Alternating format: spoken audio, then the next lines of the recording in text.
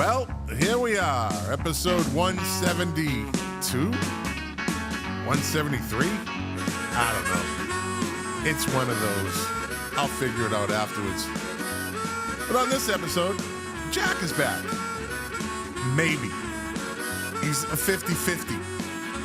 I'm just saying this just in case, because his feelings will get hurt if he comes on and I didn't introduce him. So, I don't want to hear him. I'm not in the mood tonight. So, anyway, yeah, tonight I'm going to finish what I've been trying to finish for 2 weeks. Underrated lead singers. I think we're going to talk about some quirky album covers and just whatever Jack has to say. I'm sure he's got a lot to say. He always does. So anyway, sit back, relax, enjoy the podcast. When I first 5, met you, baby, 4, 3, I 2, thought you were like 1, me. 0. All engine running.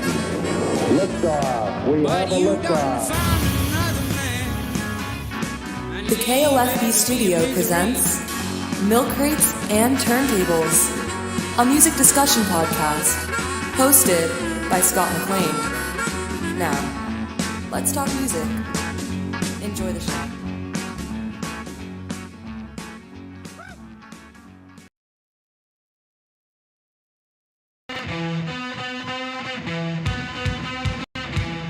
What's up, everybody?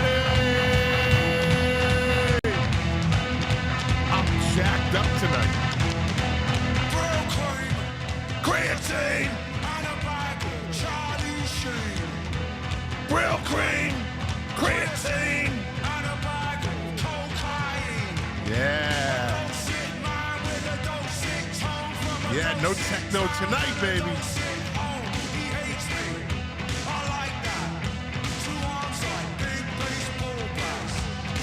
Yeah! Welcome to the podcast. You know the name, I'm not going to say it. What they'll do. One of these days, these boots are gonna stomp all over you. Yeah. This is the shit right here. This is how I start the show now. It used to be soft. Now I don't give a shit. I don't care. And leather! All right, everyone. Welcome to the podcast. You know the name. I'm not going to say it. Streaming live right now over everything. Yeah. Welcome back, my friends, to the show that never ends. What else? I'm missing something. I don't know. I don't care. So last week during the show, I got cut off. Facebook cut me off. Like, boom. Music. They didn't like it. Or something. I don't know. I don't care, though. I don't care. I'm still on YouTube. So if I get cut off, go to the Milk Crates and Turntables channel on YouTube. You can watch it over there live.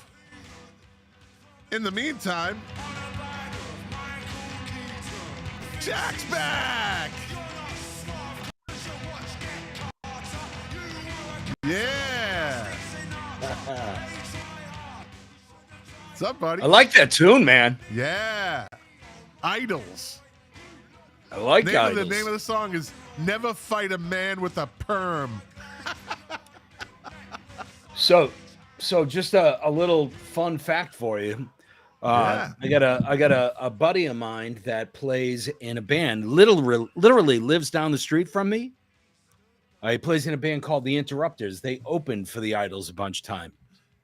I'm sorry, it's just Idols. Okay. So you're already fucking starting. Good night, everybody. Here, Scott.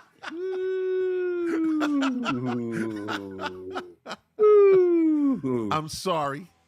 It's just Idols, okay? Oh my God! You know, aren't there enough people fighting over a bunch of bullshit that we have to do the same? No, but it's impossible for us to have a peaceful show. We've just known each other too long. Yeah. So what's the weather like down there? Let me give you a weather report right now. As a matter of fact, it is a beautiful 72 degrees. What a With a low coincidence! tonight We of got 68. we got 7.2 inches of snow today. Look What a coincidence. How does that happen? Well, because you live in New Hampshire, that's why. That's true. You reap I can what you see the sow. Canadian border. Yeah, I can see Russia from my backyard.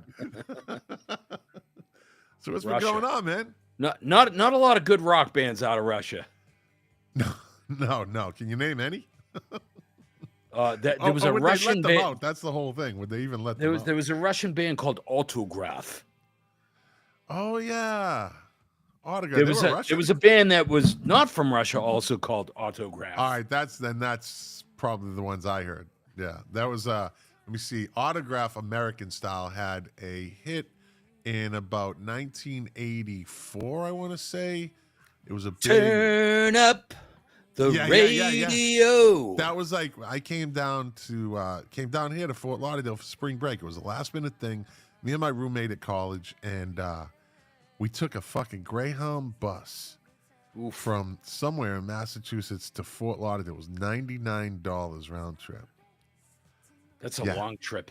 That was crazy. It sucked, but it was some crazy stories on that fucking bus ride.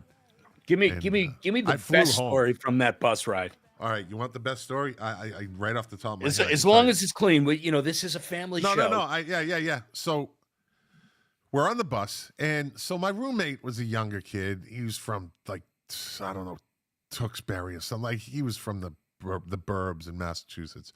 Good kid though, and so Can we you say decided the name to of go, that town one more time? like I don't know, Tewksbury or something. Did I say that? You could be right. I always said Tewksbury. TEWKS, right? Tewks. I don't know. Who was that? It was irrelevant to me. Who was the character on the Fruit Loops box? Toucan Sam. Okay. Toucan Sam. Yeah. Tewksbury. All right. No, fine. It's fine. You're reaching. Anyway, so we get off the bus in DC, right? That's one of the stops. Now, along the way, I found out that every Greyhound bus station from Boston to Florida has a Burger King in it. They all back then, every one of them, like Burger King had the contract, right? So at the end of that trip, I fucking hated. I didn't eat Burger King for a year, right? So we get off the bus and it's in the evening, and I think it's like probably like a Thursday night or something. And so we met these guys that were from Michigan on the bus. So, all right, they're cool. They're going to spring break. We're going to spring break. Everything's cool. There's like 4 of them. There's 2 of us. So we get off the bus, and I'm like, of course, I have the brilliant idea. Let's go get something. Let's go get some booze, right? Let's make this shit happen, right? So we asked somebody on the bus station. Now, you know who's at bus stations, right? Nothing good happens. No one's good at a bus station, right? So we're in the middle of DC. It's on a Thursday evening, and I say, "Where's a liquor store? Where can we buy booze?" And this black dude says, "Well, all right, you're gonna go up there and take a right at this street and go down, and it's on the left." All right, so we do that. Well, why does he have to be a black dude? Why Because couldn't it you wasn't just a say? black dude. No, it wasn't. Yeah, a but black why dude. can't you just say that this dude came up? Well, because I'm in DC. It's probably anyway. So we get up there and we get into we walk into the liquor store, and we notice that it's full of black dudes. We're the only white guys in there. Okay. And all right, we get our shit. And it's kind of a weird vibe. Now, you got guys from shit poke Michigan. You got my buddy roommate from Tewksbury, Massachusetts.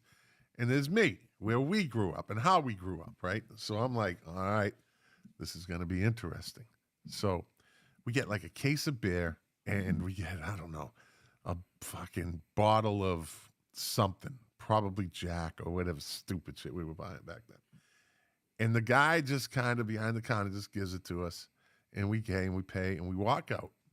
And we take a left, and we stock, and we didn't get 10 yards. And I hear from behind, "You motherfuckers are in the wrong neighborhood." And so I'm like, these dudes are like, "What did he say?" I'm like, "Just keep walking. Keep walking."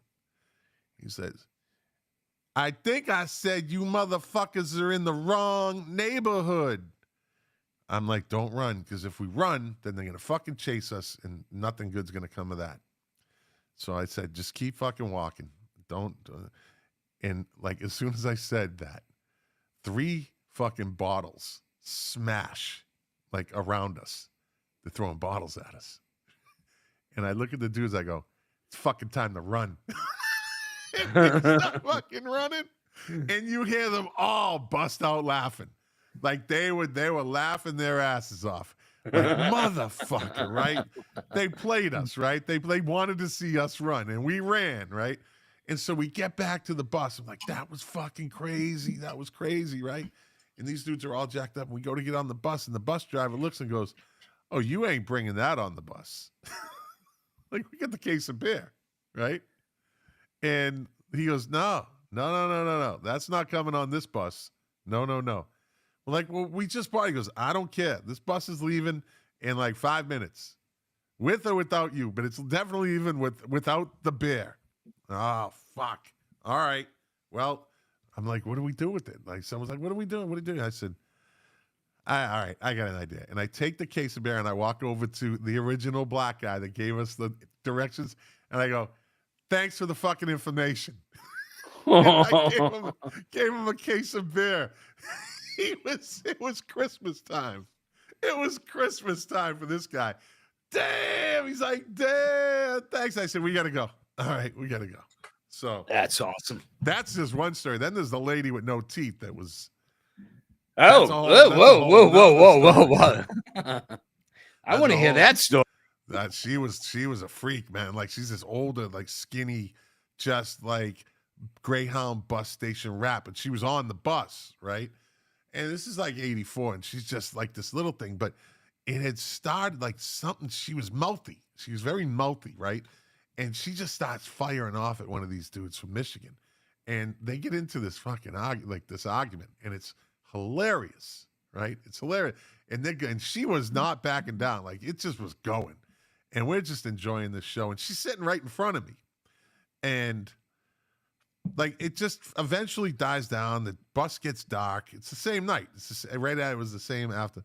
And I, I'm just kind of chilling, and I'm sitting in the aisle seat, and everything's quiet. You hear the hum of the bus, and dude's sleeping. My roommate's sleeping next to me, these guys. And all of a sudden, like, I wasn't sleeping. I was just looking, all of a sudden I see these fingers come over the top of the chair in front of me. Right? It was like It's the fucking alive. golem. It was like the golem, right? And I see, like, dude, I'm not making this up. I wouldn't I see the head rising above, like, fucking slow motion. Like, she's creeping up the fucking chair, and she looks My and says, precious. no. She said, I wish that's what she said.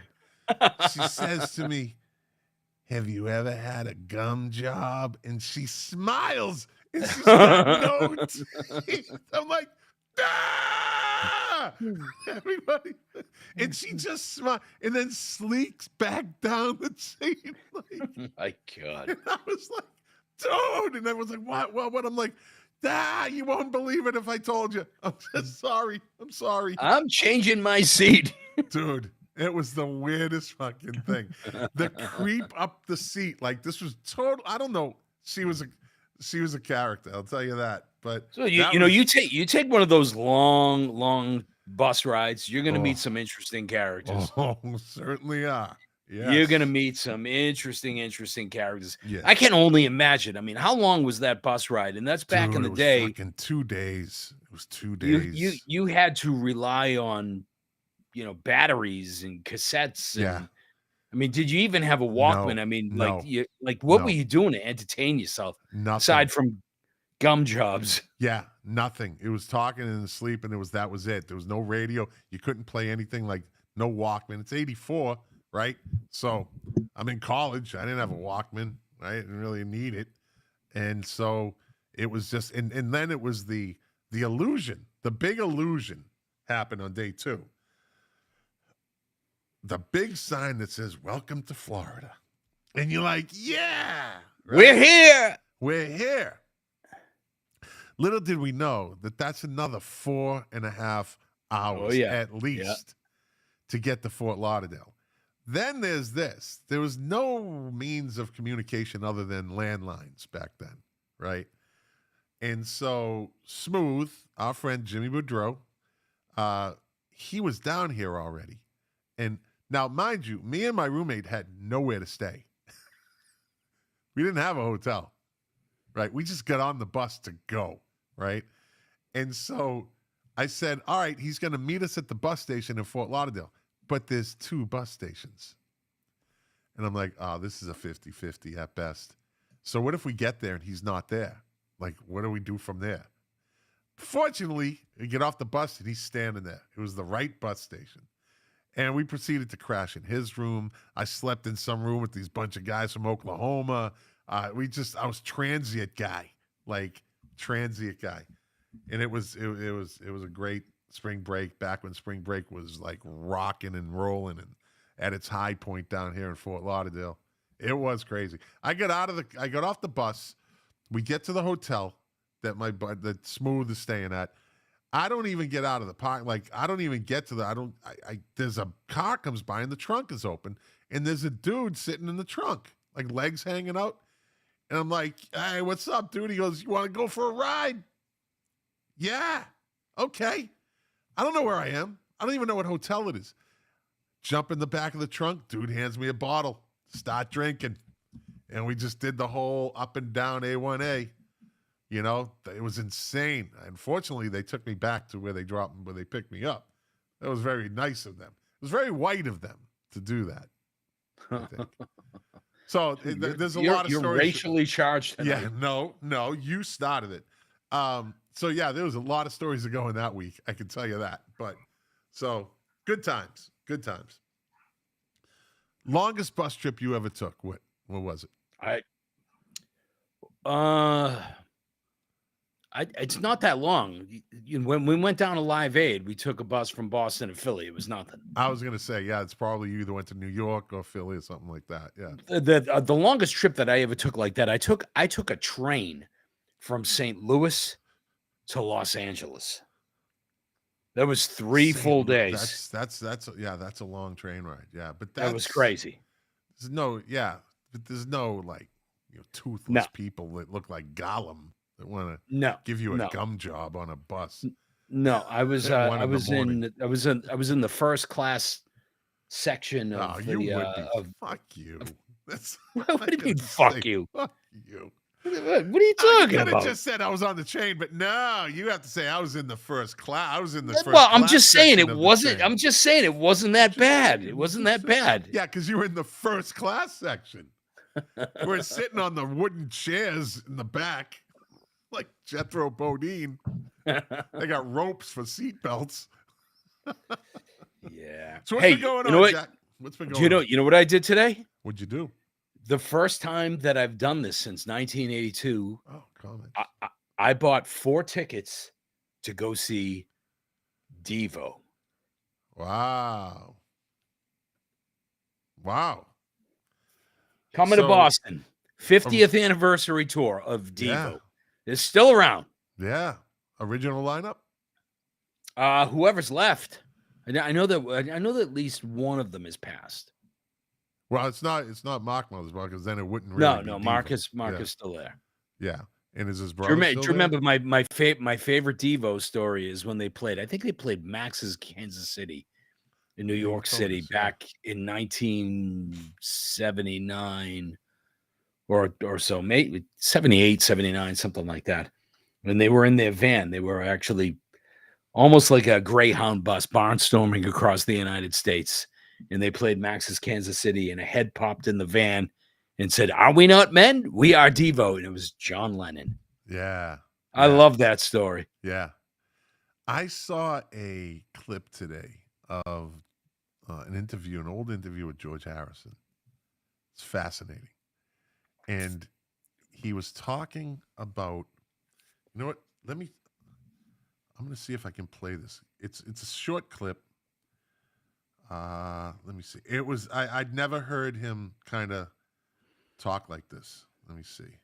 Is this where he kind of is bitching about John Lennon? Yeah, let me see. John Lennon said he was really hurt by you, that you'd never mentioned in your autobiography any of the influence that he had on you. He was annoyed because I didn't say that he had written one line of the song Taxman. Did you tell him that? Well, I didn't, because he was already dead after that. But the point to that was that I also didn't say how I wrote 2 lines to Come Together or 3 lines to Eleanor Rigby. You know, I wasn't getting into any of that. I think in the balance, I would have had more things to be niggled with him about than he would have with me. But he said that you idolized him as a young boy, that you thought... Well, that's what he thought. And you didn't? Well, I liked him very much. He was a groove. He was a good lad. But at the same time, he misread me. He didn't realize who I was. And this was one of the main faults of John and Paul. John Lennon said he... Boom. John and Paul. I don't know what year that was. He was relatively young, and it was after Lennon died. So... Well, you know what I mean? I think we've talked about this before, but that whole Peter Jackson documentary, Get Back with the whole Let It Be, sessions, you could, at least I could clearly see that it wasn't Yoko that broke up the Beatles. I think they were done. And more so than anybody, George Harrison was so done because he was, third person in line, right? Lennon and McCartney. You were never going to be able to outdo them, outshine them, or whatever. In his brilliance, and he was a great songwriter, was, kind of put on the back burner and, put behind the curtain. And he got his 1 song or 2 songs, per album. And, and that was the end of it. And he was sick of it. Didn't want to tour. He didn't even want to play on the roof. When they did that famous thing on the roof, he did not want to do that at all. He was like, why would we do that? Right. So there's kind of a comparison that I have here. Some years back, research showed that the infamous Judas didn't really betray Christ, right? There was this whole thing that the whole thing was kind of warped over time, that Judas didn't really do what he was accused of, which was, kind of rat out Jesus. He was actually trying to warn him. But the Judas symbol, the logo, the slang or whatever, the moniker will never be changed, right? It's just embedded in history that you're a traitor. You're a Judas, right? I think that Yoko kind of might be part of the Judas complex. So, okay, she has the bad rap. She was a pain in the ass. John let it happen. But now you're starting to hear, I know you've heard this. I don't even know if we've ever talked about it, but now you hear all the mumblings that it really wasn't that much Yoko as much as it was John did not want to or could not compete with Paul. The infamous, he writes 10 songs, now I have to write 10 songs. And they used to fight. It wasn't the albums. It was about the singles. Who gets side A, right? So I think the biggest diss on John was, Strawberry Fields gets side A. Penny Lane gets the B side, right? One of those deals. McCartney would always seem to get the A side of the single. And I think John couldn't keep up with that. And that was a big part of the starting to back off and I don't want to fucking do this anymore. Because John was an egomaniac. He's definitely a narcissist. I think in order to be in any band, in order to be in any type of performance art, you do have to have a healthy ego. But John definitely had a big ego, and he was always recognized as the leader of the Beatles. And there's no question in those later days, Paul McCartney was the creative force, and he was the one that. Oh yeah, absolutely. I never looked at it that way. I never looked at him. He was undoubtedly, absolutely the motivating leader of the Beatles in the early days.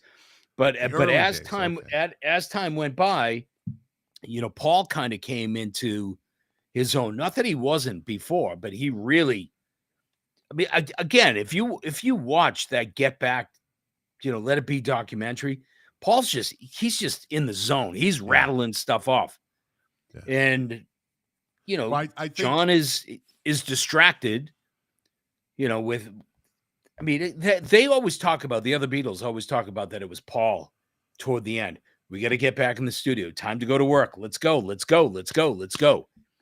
There was a big shift. Yeah.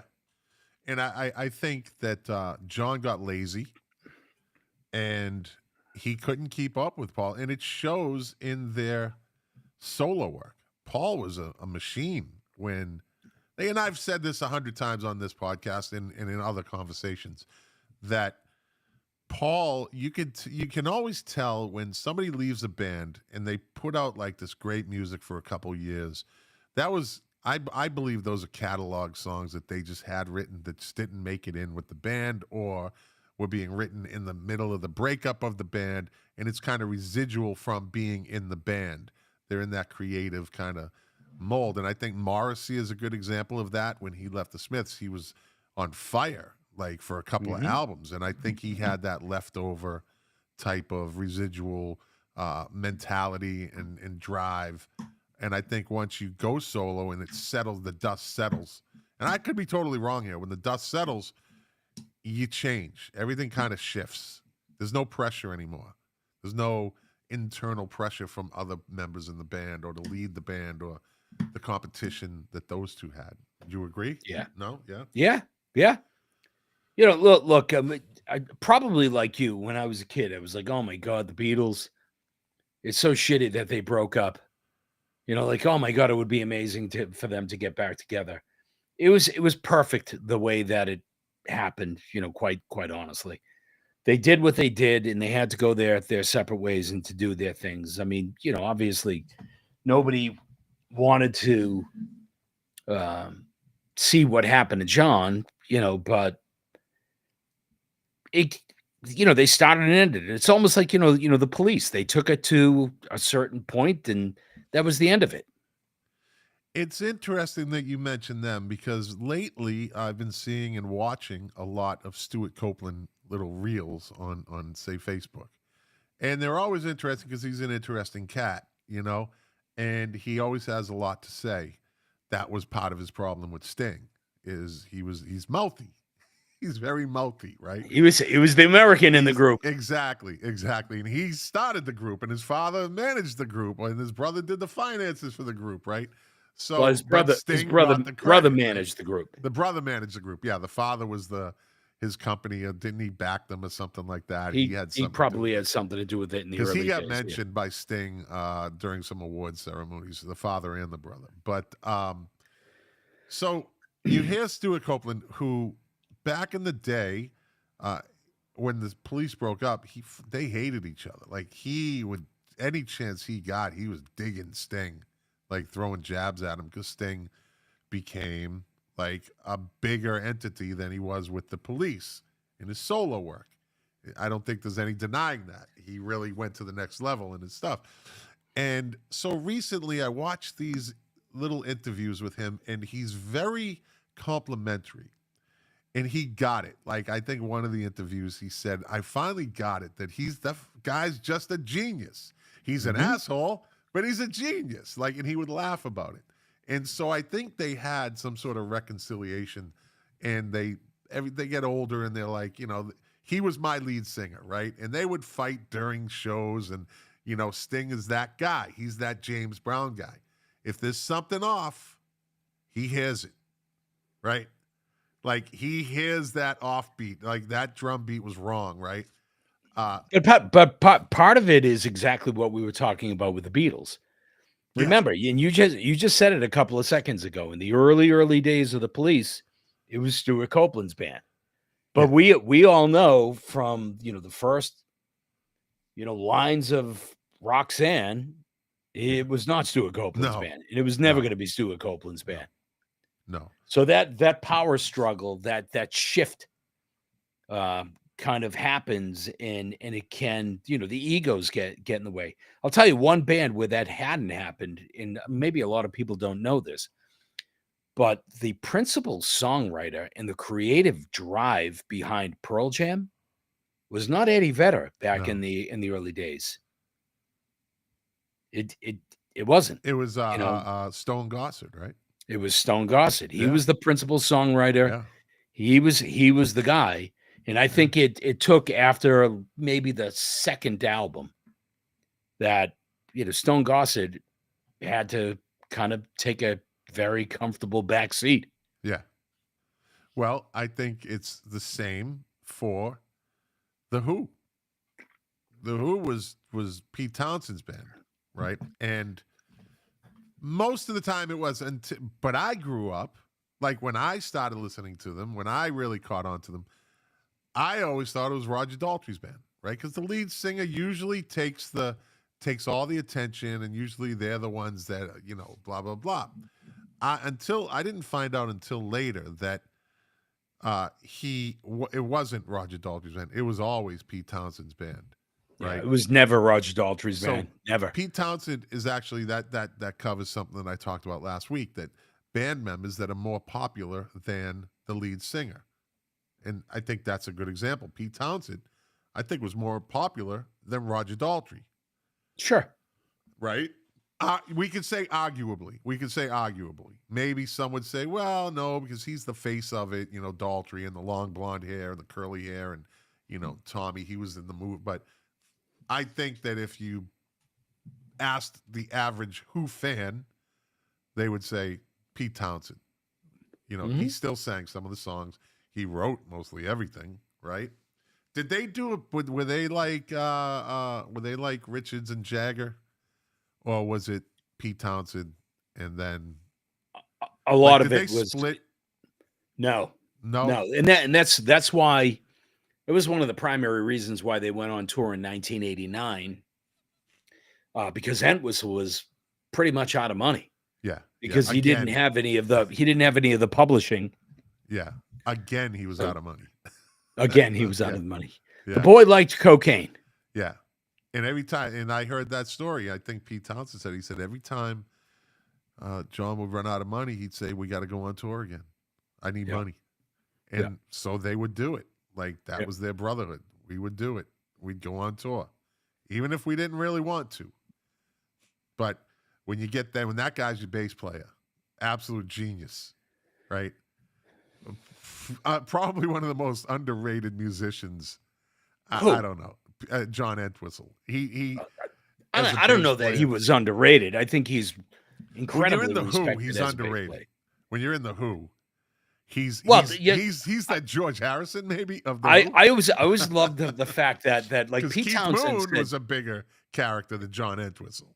Yeah, I always love that, I think it was Pete Townsend that said something along the lines, and I'm paraphrasing a little bit. He was like, there was always heavy competition between me and Keith.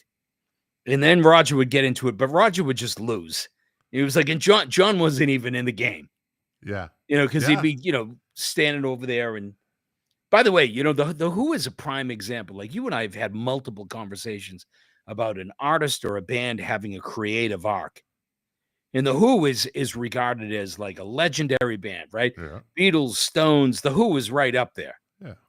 But what was the last great Who album? Probably Who Are You? Back in, what was that, 80? Would you call it, so that was 78, 77, okay. 78. Right. Would you call that a great album? I love the Trick of the Light is still one of my favorite Who songs. There's some great stuff. I mean, to me, love that album. Yeah. To me, I think Who Are You is probably an underrated album. Yeah. But I think it was a definitely, at least for me, a step down from the glory days of Tommy and Who's Next. I actually think that those were massive albums. Those were rock operas. Those were big production albums. They were, this was a straight rock album. Like Who by Numbers. What did you think of that album? No, right? So it's part of the okay. It's part of the arc that you're saying, right? So it's okay, but it's lesser than Who Are You or more than Who Are You? I think Who Are You is better. Yeah. I think it's actually got some better songs on it. Right. Right. But I think the last great Who album was Quadrophenia in '73. Really? Wow. I mean, it's a great album. I love Quadrophenia. Yeah.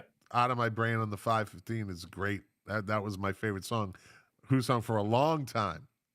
For a long time. The movie was great. Sting. With Sting. Yeah. Bellboy!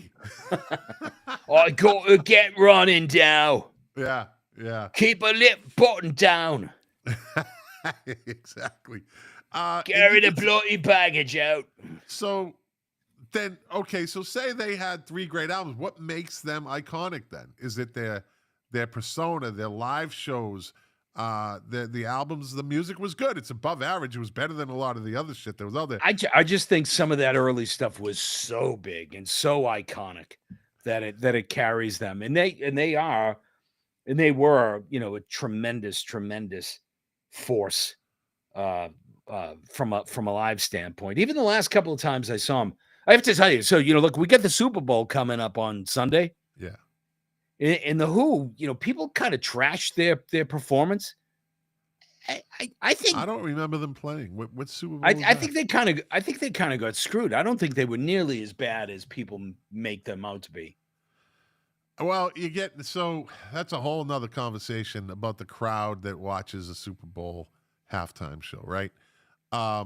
There's a lot of people that hated the one, what was it, I don't know, 2 years ago when you had Jay-Z and you had 50 Cent, you had... Oh, see, I thought that was really good. Right, but so this is the thing. Every halftime show gets panned, like, no matter who it is. Like, there's people that dog the U2 one, which is considered maybe one of the best ones ever.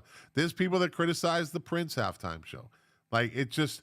But so I don't take those criticisms for anything. I don't pay any attention to those. Because are you excited? Are you excited at all to watch the Kendrick Lamar halftime show? Not really. I very rarely watch halftime. I think maybe the last halftime show I did watch was I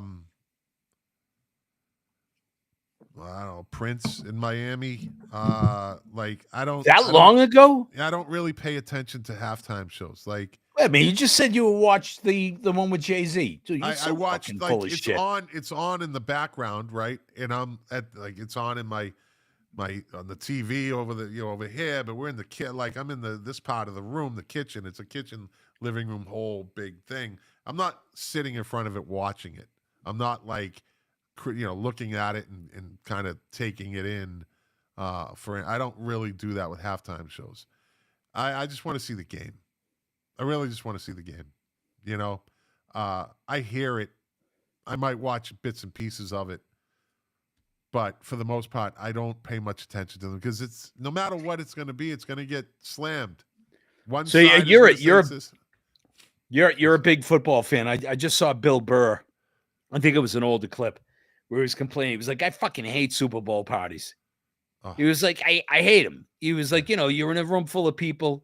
Everybody talks through the game. Yeah. And through the commercials, everybody's like, oh, shh. Yeah, shut up. Exactly. Oh, that was funny. And most people don't, that are watching, aren't football fans. They don't get what's going on. Like, they'll scream and they'll talk. And like, so I know so the Patriots' first Super Bowl with Brady, when they won, I had a party at my house. And it was a big party. And it was all these guys from work, girls from work.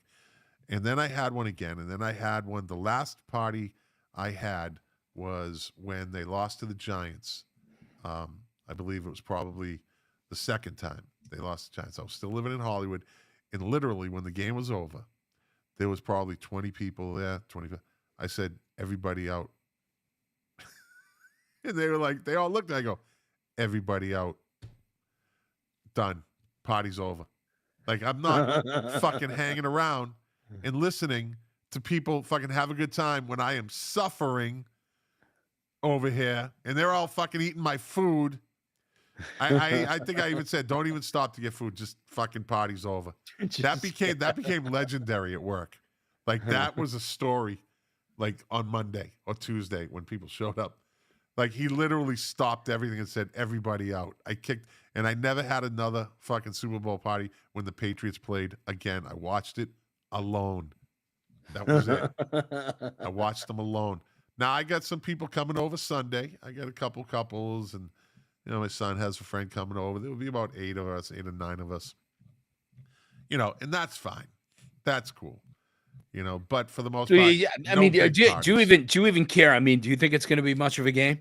Yeah, I think it's going to be a good game. So the thing I'm thinking on this, there's a couple things, is all eyes are on the refs. Kansas City just has that reputation of getting the favored calls, and it happened in the AFC Championship game. And it's just going to be even more scrutinized. So I'm interested in seeing how that plays out. Number 2, they beat the Eagles a few years ago in the Super Bowl, and the Eagles are back now. The Patriots beat the Eagles in the first time they played in the Super Bowl. The second time the Eagles came out, they beat the Patriots. So I'm interested to see if Philadelphia will rise to that occasion again. And I really do want to see Philadelphia win the Super Bowl. I'm not a big fan, but I have a lot of friends from Philly, from South Philly. And I have like 2 friends from Kansas City. And I don't really want to see, I'm a Brady fan, right? So as a New England fan, you don't want to see Patrick Mahomes win again. He's not considered anything great. Like, he's not getting into Tom Brady territory yet. He's in. Yeah, but they're already talking about it. Yeah, and that's what they do. They talk about it so they can pretty much they have something to talk about. But Gronk said it perfect. In a recent interview, he said, all right, listen, everybody's talking about Patrick Mahomes and GOAT. He's not in GOAT conversation yet. Tom Brady is the GOAT. Tom Brady won 3 out of 4 Super Bowls, took 12 or 13 years off, and then did it again. Won 3 out of 4. That's the GOAT. When he does it 13 years later, 12 years later, it does 3 out of 4 again. That's the GOAT. But everybody's going to want to put Mahomes won 3 in a row. That's great. Win 3 in a row. Good for you. That's great. But you're not Tom Brady, buddy.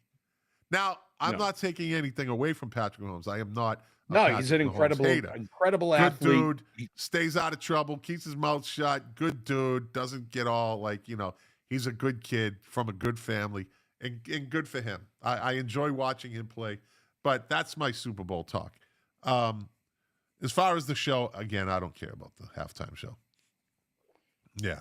So you told me recently that you're going to since you took offense to me calling you a EDM poser, you took offense to that. And so what's the news you got for us, Jack? It's not music, by the way. It's not really news. It's just, like, you accused me of not having an appreciation for electronic dance music. And, you challenged me on it, and I mentioned the band Dirty Vegas, and you're like, oh my God, Dirty Vegas. Well, could you go back any fucking further? Then, Dirty Vegas, they haven't been around in, 20 years. Don't tell me you're an electronic dance fan. So why don't you say Mozart?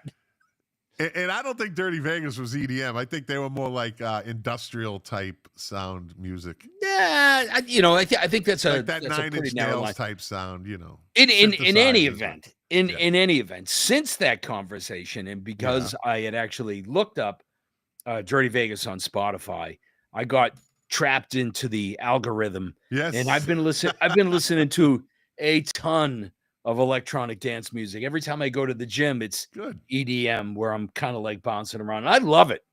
Right? So much so, and I don't know if you're a fan or if you even know this band or not, but I actually grabbed tickets for Deb and I to go see Rufus Du Sol at the Xfinity Center in Mansfield, which is, I'm thrilled for them in some regard. But I don't know how many people the Xfinity Center holds, but it's pretty much sold out. EDM shows are they're fun to be at. The light shows, the whole thing. They do big productions. But I played this song last week, right? The group is called Boy Deluxe. They're from LA. This beat's sick. Listen. It's my shit. I don't care if they stare, I'm in it. Move my hips, bite my lip. Close my eyes, won't deny, I love it.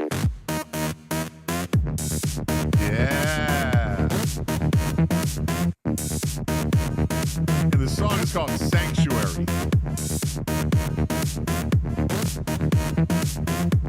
Now, this is some good EDM right here. Check the booth.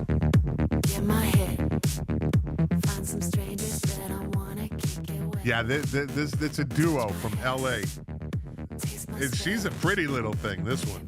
out of my skin, I submit. Take me to the Dance floor, baby. baby, where all the people crazy and the VIPs are getting us all a little Yeah, you like this? I do like that. Yeah. crazy and the VIPs are I'm telling you, people, they sleep on this shit. I love this shit, man. Plus, I love it as well. I get my synth fix.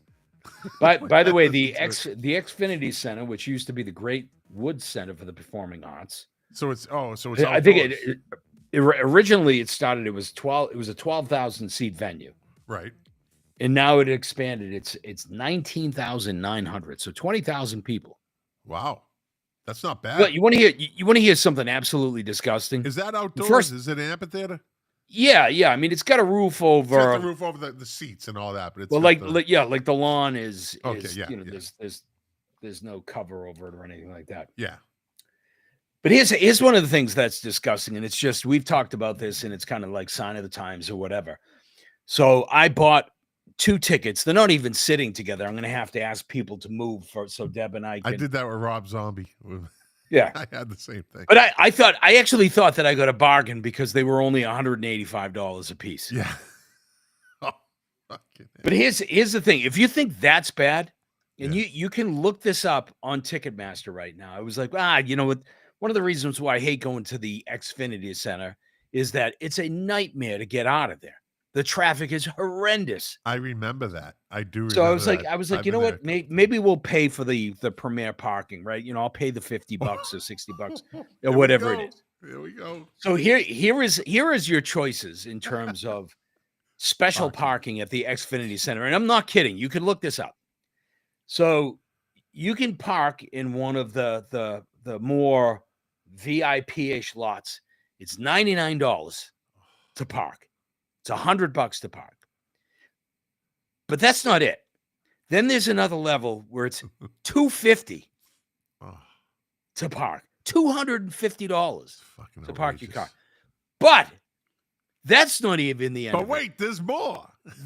Wait, there's more. They actually have what they call the Rockstar parking lot. Oh, It is $1,000. oh my God. It is $1,000 to park your car. What? You know, after spending, $400 just On for the 2 tickets. Yeah. It's just out of control. like But that, you know, that. How do people not file a fucking complaint about that? That's price gouging. you know what? right? Here I thought about it. Like Deb and I were talking about it, and she was like, "Who's going to pay $1,000 to park?" I was like, "Nobody." But here's the psychology behind it. When you look at that $1,000, now You all wanna of a pay sudden that. 99 doesn't seem so bad. Exactly. You're right. Just right. just like me with $185 for a ticket. Wow, what a bargain! Yeah. It's insane. I go to the amphitheater up in West Palm Beach. I don't know what they change names like that, like Tanglewood or whatever it is changes names. By the way, it'll always be the Wang Center. It'll always be Tanglewood to me. All those, and they've gone through 7 or 17 different name changes over the last. I can 30 go years. further than that. So, by the way, the Wang Center is not the Wang Center; it's the I know. Bach Center. Yeah, that's what I mean. But it's always Or going the to be Bosch the Center or Wang whatever. Center to me. But even for me, it's not even the Wang Center; it was the music hall. The music hall. That's right. That's right. Yeah, yeah. The music hall. You're right. Yep. Strangely enough, the music hall. My mother and father saw the Who at the music hall. Ah, look at that. Right. And we saw them. They- At the and Garden. my dad used to tell me they literally. So you talk about the group dynamics. That literally Roger Daltrey and I think Pete Townsend got in a fist fight on stage. Probably, yeah. And back then, concert goers were mellow. Yeah, They'd go to literally just watch the show. It wasn't this rowdy. I think our generation were the ones that turned concerts into like indoor festivals. I remember going to the Garden, right? And So say Quarter Flash opens for Bob Seger, right? Okay, Quarter Flash is done. Lights come up, right? Bull Crew comes out. Stagehands and start taking down and putting up. And in that time, it was a fucking frisbee festival. There was beach balls going everywhere. There was fucking pot smoke everywhere. There was always a big cloud hanging in the middle of the arena. There was always that one dude. And I know this happened. If we went to, I'll just roughly say, I don't know, 30 concerts at the Garden, right? In our prime, say that, right? Out of those 30, 25 of those times, there was that one motherfucker that had the M80 that would fucking on the floor and light it off.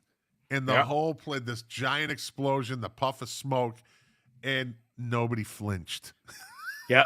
Like, nobody fucking flinched. People applauded, right? Now, fast forward. Imagine if that happened in a show today. That's a terrorist act. It's literally a fucking domestic terrorist act. If you light off an M80 inside a concert, it's I would imagine it's gonna set off a mass panic, right? Well, that's exactly right. Because this generation is a bunch of pussies, right? So they're all going to run and scream, and they're going to have mass hysteria. And it's going to be a stampede, and it's not going to be good, right? Because everyone's afraid. Back then, we didn't give a fuck. It was like, okay, M80 dude is here. Did you see Bad Company at the Garden? I did. That was actually Bad Company Rock and Roll Fantasy tour I believe that was my very first concert. Yeah, I don't know. It was like 14, 15.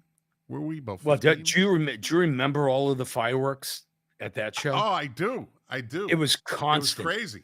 Yeah. It was absolutely constant. That's right. Now that you mentioned, I do remember that. So what we did is we went up to the press box, the one that the old Garden we used to hang, the overhang, where all the reporters would be. Yeah. My brother Colin fucking led this charge. We went down into those and we literally kicked like 15 people out of their seats. And we took it. We took it. And got away with it. And got away with it. Like, no ushers. Ushers didn't want anything to do with that back then. Like, they're like, nah, you don't pay me enough. No, there's 15 of them. You know what I mean? So, yeah, that was those were the days, man. Those were the days. By the way, just because you said it, I don't know if Quarter Flash opened for Bob Seger or not. I think I'm wondering. I'm wondering if you got your shows mixed up because Quarter Flash opened for Elton John when you and I saw Elton John. Then that's what it was. Then okay, all right. Well, you're right. I for some reason I thought it was Bob Seger, but I don't even remember who I went with, but it was me and whoever I was with. And you and Gene Catazone four of us balancing on two seats in the 10th row. Yeah. I didn't even like you back then. I was like, Jesus freaking Christ. I was an acquired taste. I gotta balance this asshole. I gotta hold on to his shoulders while Elton John is belting out your song. I was an acquired taste back in those days. That's for damn Wait, what do you mean back in those days? I'm a better person when I'm 61, Jack, than when I was 16. Okay. I remember you and him, you and Gene Catazone walking up like I was like, oh fuck. I was his bodyguard. Yeah, I was like, oh, there it is. Perry Dedovich, the AI. Welcome to the show. Oh, Commented, and I saw Bad Company in '79. Yep, was Mick Ralph's 35th birthday at the Garden, Madison Square Garden. Nice, good show. That was a great tour, man. They were a good band. I think that was the Rock and Roll Fantasy Tour. They were a good band. I saw Bad Company. I saw Kiss. I believe I saw the Eagles later on, like that fall that year at the Garden. That was like those fucking concerts were nonstop, dude. Oh, yeah. Like we just saw the best of the best. Yeah. 81, we saw The Who, right? We saw The Who. Elton John. We saw What year was that? 82, 83? That was 82. 82, right? That was 82. It was just, we just never saw the Stones or Led Zeppelin. Stones weren't around. No, they had done Zeppelin obviously wasn't around. Floyd wasn't around. Right. We just got the fucking best concerts back then, man. Yeah, they. So look, we've talked about this before, but I don't even know if Queen was sold out when they played the last time that they played the Garden. It was in 82. I don't even know if it was sold out. I don't know. What are you doing? Are you making phone calls? Wait a minute. You got a part-time job? Telemarketer? Yeah, I get it. I'm a telemarketer. Yeah. I don't know why this isn't working. It's supposed to work. Let me check something. Hold on. I know, right? I know. Let's see. I'll just disconnect it. Well, all right. So I'm just going to tell you. I'm telling you right now. I'm going to tell you right now. This person really wanted to talk to you, Jack. Yeah, they wanted to talk to you, and well, I'm trying to make it happen. Now they don't want to talk to you. All right. So much for that. Get off. So, yeah, the back then it was just like we got to see everything. We get to see everything, and this like now you have some of these bands that are touring with no original members. By the way, just for shits and giggles, here's a trivia question for you. Members that have been part of these bands, either past or present, who's had more members in their band? The band Yes or the band Chicago?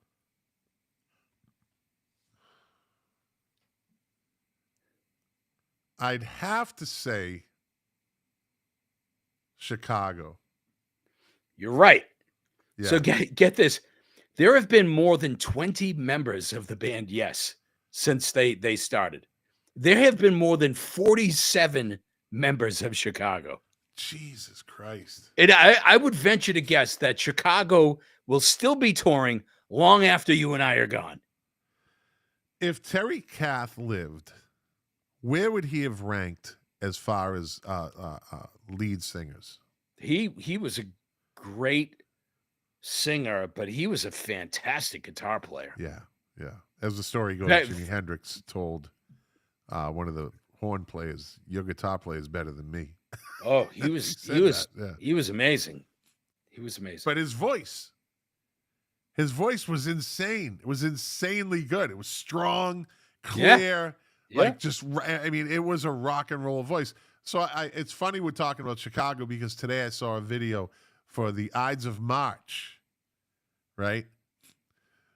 I'm a sexy stranger in a black sedan, and won't you jump inside my car, right? If that, like in the horn section, and so that's like a big like Chicago kind of ripoff. And then you have Blood, Sweat, and Tears, right? Who had their own thing, but like that horn section, that voice. Yeah. It was almost like they were like, the record companies were like, we want another Chicago. Of course. Of course. And they all did a great job. Ides of March, of course, didn't really have more than that hit. But Blood, Sweat, and Tears, I don't know if you've ever listened to their wait a minute, somebody's hello? Scott McLean and that guy named Jack. Yeah, what do you have to say to Jack? So, if you can hear me, and I don't know if you can or not. I can hear you. Tell you, dude, we miss you. Number one. Jesus. We being me and the other listeners of the show, the other 3 listeners of the show. And so we collectively came together and decided that we miss you. The witty banter that takes place between you and a lifelong friendship, and so you need to make it a special point to get on the show more often because you are disappointing all 3 of your fans. Oh, he's a disappointment. Okay, you said it right there. He's a fucking disappointment. That's for damn sure. I would love to be on the show. Here's the other thing, Jack. He can hear you, Todd, by the way. So I can hear you. Here's the other thing, Jack. Well, the problem is that in Northern California, we have like 60-mile-an-hour winds and heavy downpour. And so I don't even know if I can hear myself right now driving in my car. So, and I love it, by the way. I love this weather. It's great. So, but Jack, here's the deal, Jack. If you don't show up, this guy calls me and asks me to fill in for you. And here's the deal. I can't fit in your shoes. I don't have the knowledge.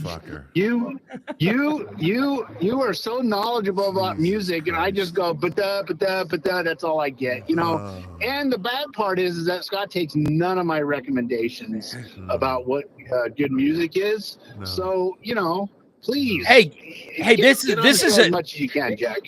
This is well. First off, I appreciate the kind words. I don't know if you can hear me or not, but I do appreciate the kind words. I you know what? As far as me being on the show more often, I'll say it right to Scott. In the words of my rock and roll hero, Chuck Berry, pay me my money. Oh, Jesus. He paid me, Jack. I don't know what's going on with you. I got paid, checks in the mail, you know. He's been screwing me for years. The early days of this podcast, I don't know what he did with it. All that hot sauce money that, you know, instead of paying me, he was buying life-size Spider-Man and Iron Man statues. You know, he was just taking the money and blowing it. YouTube. I was on 2 weeks in a row, and with the combined total of all the money I got paid, I have enough to almost buy a pack of Hubba Bubba bubble gum. So, oh my God, I miss Hubba Bubba. This love Hubba motherfucker, Bubba. Jack. This guy pays me. He pays me to put him on the show, and then he flips it on me. He sponsors the show like silently. He's like, "You got to put me on the show, though," and so I do. And he's like, "Oh, look, Scott calls me." And then he wants me on the show now. No, it's. Hey, I got one thing though, Jack. I think I lasted longer than any episode you've ever been on. I was on for an hour and 1 minute. So why anybody want to listen to this shit for more than 30 minutes? Jack. Why would anybody want to listen to this shit more than a half hour? Because it's quality shit right here. Emphasis on the shit part. No, this is great. I love it. I wish I were on. You know, hopefully I get to the point like where Scott is, and I get to retire and, you know, put on my black socks and my flip flops and there you go. Wait for Thursday evening to come around. That's right. Unfortunately, I'm still a working slob. Hey, Jack, how's your painting? My painting's going well. Why? Yeah. Nah, just asking. Just asking. There's one behind me. I don't know if you can see it or not. Oh, that's a painting? Yeah. Oh, okay. I thought it was a hole in the wall. You're so fucking funny. Hey, Jack, I tried to educate Scott a little bit on country music, and he blew me off. Well, don't talk to Jack about country music. Well, wait a minute. That depends. Some great country music out there. Hey, all right, I'm going to say this. I'm sorry, Jack. Let me interrupt you. I did watch yesterday the Shania Twain documentary on Netflix. It's really fucking good. But she's got a compelling story. No, it really was. God bless her, man. Big step for you, Scott. Nice job. Big step for you, Scott. She, like, this shit. Did you know she's the only artist to ever have 3 diamond albums in a row? 3. Almost like Carly Simon. So Carly Simon's in the Rock Hall of Fame, but Shania Twain isn't. I don't know. I saw her live in Colorado in 1994. She opened up for George Strait, and she was phenomenal. All right, so George Strait was amazing. So go ahead, Jack. I'm sure. Look, trying to educate Scott on country music is all fine and well, and you know, it's just one of those things where music is personal. It either touches your heart and soul or it doesn't. I really have an affection for old, like people like. I don't like that old twangy country. To me, that's country. Like I like that. Yeah. You know, this overproduced lip Pop music. syncy, auto-tune bullshit that they call country music right now. Not my thing. All the glitter and the big stage shows and the whole thing. Nah. And I get it. George Strait is an incredibly talented artist. Shania Twain is an incredibly talented artist. But I think a lot, especially, and it's not even just country, but even pop music today is such overproduced, commercialized, computerized horseshit. Yeah. Rock and roll, like all my favorite types of music, disco, EDM, rap, that touches my heart. Country music is like toilet paper. It can touch my ass. Hey, Scott, That's a good one. If they were singing country music in French, Scott, would you listen to it? No. Like that No. that weird thing that you played. Now, for the last 2 weeks in a row? Bossa Nova is not French. It's Portuguese. Thank you. Okay. No, it was something. You were talking over the whole thing. So the EDM music. Yeah. No, hey, listen, that's better than fucking country music. I'll tell you that. I would gladly listen to. But by the way, quick, cute kind of story. Like I was just saying that we're going to this EDM show, like our first like real EDM show, and I was like, "Hey, Deb, we'll get some ecstasy." And I was totally kidding, right? But she was looking at me, and I was like, "I can see what you're thinking. I can see what you're thinking." She was like, "What? What am I thinking?" I was like, "You would say." I'll take half. I'll split and she one said, with you know what? You're right. Yeah, not a good move when you're almost 60. You going to be 60? No. 58? 60. Who? You. When's your birthday's coming up? My birthday is in Jack History Month. 23 days. I'll be 60. Wow. What are you doing for that? Deb and I are going to Costa Rica. Nice. Listen to some Bossa Nova in Costa Rica. We're going to listen to some Bossa Nova. And Todd, how old are you? 57. 57. You're a kid. No wonder you listen to country music. You're just a kid. You're a kid. You don't know any better. All right, big head Todd. It's part of my generation. Oh, here we go. He's still, he complains, but he wants to stay on. All right, big head Todd the Wet Sprocket. Thanks for coming on. I'm cutting this short. I'm going to send Jack home. He's got to get up early. It's been over an hour. I already know he's in overtime with me right now. We haven't even gotten to any of our topics. I know. We'll get to it next week. Patty's been waiting for the most underrated singers for 3 weeks now. Patty says she loves the show. Of course. I can hang a little bit. We can talk a little bit about underrated singers if you want. All right, we can start. In the meantime, Todd wouldn't know anything about that, so we're gonna let you go, buddy. Hey, do you want another? Hey, make sure you tell Jack. Make sure you tell Jack about that underrated singer for "I Stepped on My Cat's Tail." Oh Jesus! Goodbye. That's Scott. Goodbye. Was that the comedy stylings of Todd? That was the best he came up with. Todd the Wet Sprocket. Yeah, exactly. That's the best you're gonna get from him. He's as funny as a doorknob. It's all about the love and making the effort, brother. Right. So, underrated singers, right? Let me move this over here. Let me get this going. I know it's over here somewhere. There we go. So I have that list, right? Did I get rid of that? No, it's over here. I think I mentioned him earlier. I think I mentioned one earlier. Terry Kath. Yeah. Terry, maybe he just didn't live long enough. Peter Cetera gets all the credit for being the singer, right? Of Chicago. He gets all that because he had longevity. But in the end, if he didn't die, that band would never have really gone in that direction. No. No. Although it was their moneymaker, though. It was probably financially the best thing they ever did. That whole Terry Kath story is just, it's crazy. Heartbreaking and stupid. Yeah. As stupid just, as I remember. Do you remember when it happened? I remember when it happened. I do remember when it happened. I don't remember much about it, but I do remember when they announced it on the radio that he was dead. Yeah. I remember seeing it in the Boston Globe. Really? Oh yeah. Interesting. Yeah. Yep. Yep. All right, give me an underrated singer. So I'll tell you where I would start, and he's a hero of mine, and we've talked about it a lot. But I think he does not get the credit that he deserves as a singer. Is Pete Townsend? Not not the lead singer of the band, Yeah. but the stuff that he sings Solo. on. I love his voice. There's a sincerity in his voice. He doesn't have the vocal range that Roger Daltrey does.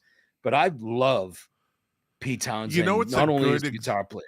A good example of his singing. Which song is a good example of his singing? Slit Skirts. Yeah.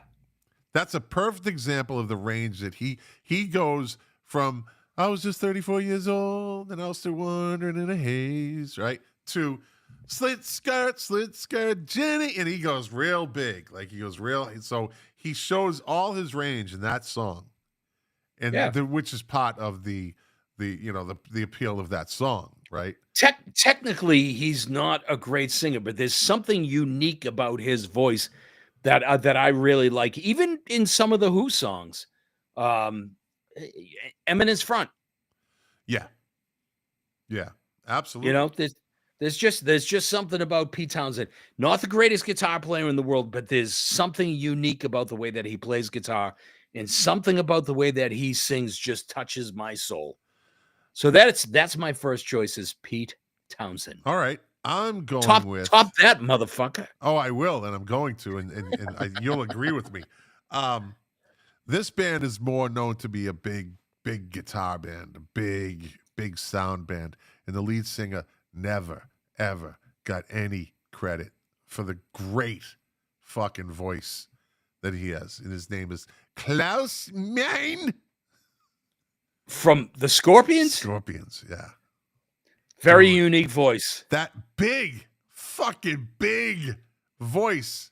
Not only big voice, but the song "Nobody," there's nobody like you. Again, shows his range. He goes from being a real singer to the big screamer and the big heavy voice, but never gets any credit. It's because the band is so big and the songs are so powerful and they're like almost anthems, So, but his voice is pure.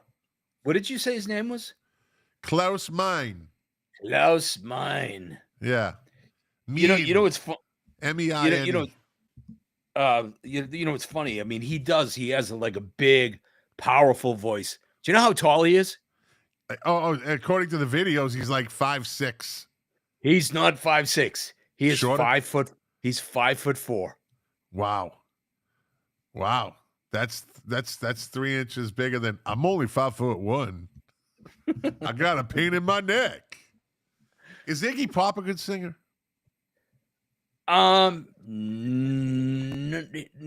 He's not technically a good singer, but it's good for what he does. He's good for what he does. By the way, talk about another, and this isn't one of my choices, but Ronnie James Dio. Good big, voice. Very powerful good. voice. Yeah. Again, little dude. 5'4". Yeah. Dave Phillips, King of the 45s. I mentioned Terry Kath earlier. Yeah, for a big voice. Yeah, another little guy with the big voice. All right, another little guy with the big voice. Eric Burden. Oh yeah. Yeah. Little dude, big voice. Little man, big man, little coat. Little man, big voice. Give me another voice. Underrated. So this is a controversial one, and we talk about them more than we should talk about them. But I have to say, the first person that I thought about when you kind of threw this out was David Lee Roth. Big, hugely successful, but he's always been criticized for his vocal limitations. By Sammy Hagar. so much so that they almost fired him in the early days of Van Halen. Yeah. But that band never would have been what they were without his vocals. So I wouldn't rate him as underrated then. I think he made his vocal abilities. I think he is underrated for what he brings to that band. And I think Van Halen, go ahead. I told you it would be a little bit controversial. Dave Phillips, King of the 45, says Paul Rogers. Paul Rogers isn't underrated. He is I don't think not an anyone has underrated ever singer. We're talking about No. underrated lead singers, and nobody has ever. I bet Paul Rogers, hey, right? Why don't we say Frank Sinatra was an underrated singer? Yeah. What was I just saying? I lost my train of thought. What were you just talking about? What did you say? Well, I was talking about David Lee Roth. Oh, so a great example of his style changing is between Van Halen 1 and Van Halen 2. I think his voice got better on Van Halen 2. They made him take vocal lessons. Yeah, absolutely. They made him take vocal lessons. Beautiful Girls, right? I think that's a good example of his range, right? How about, is Brad Delp underrated lead singer from Boston? No. Okay, I'm just throwing it out there. I mean, he is as much of like Tom Schultz's guitar sound and the clean sound, and God, remember they got lambasted because they used computers for their first album. So much so that on their second album, it said on the back of the album, no computers were used to. But Brad Delp was such a strong singer and such a unique singer. But did he get credit? Like, did he get the recognition, or did Boston as a band get the recognition? Like, no one ever said, "Oh, Brad Delp is a standout singer." No, they fell into that latter 70s corporate arena rock genre, right? So, Boston, Foreigner, Styx, REO Speedwagon, all of those bands, even Journey back in the day, those bands were technically really proficient. They knew what they were doing. But, if you went up to the average person today and said, "Hey, are you familiar with the band Boston?"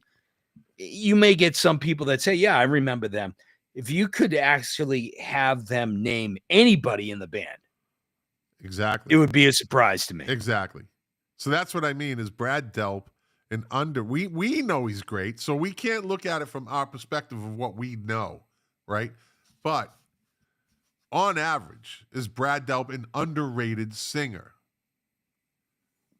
Like, he's never mentioned, like, is he mentioned in any conversations? I think it would be safe to say he was a better lead singer than a lot of fucking bands in that time.